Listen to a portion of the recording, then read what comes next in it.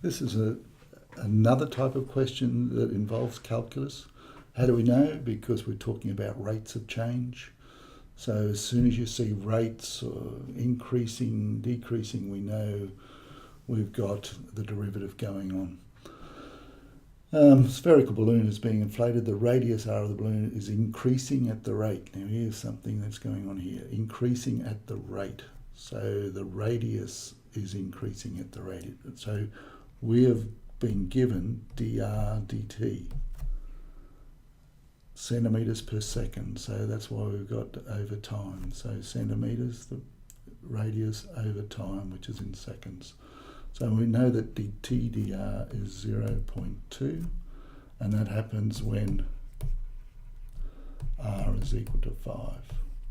And we want to know what rate the volume is increasing at that instance. So we want to find dv dt.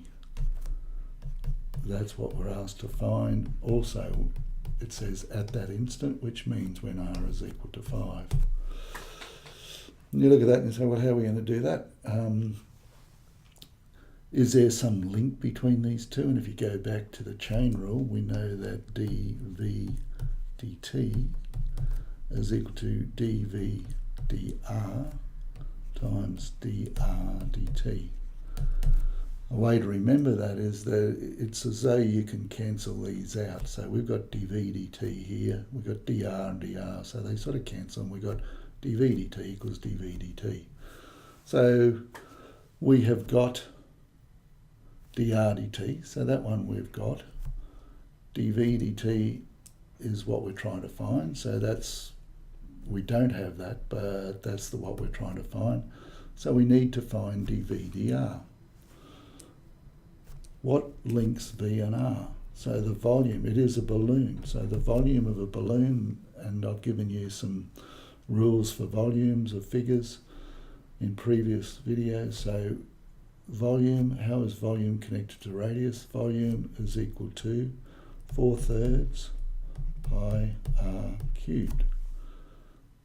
Now knowing that, we can work out what dv dr. dv dr is equal to, the 3 comes down, pi r, and then we take 1 off there. Now they cancel, equals 4 pi r squared. So the rate at which the volume changes, the radius changes, is 4 pi r squared. Now we are told that r is equal to 5. So when r equals 5, dv dr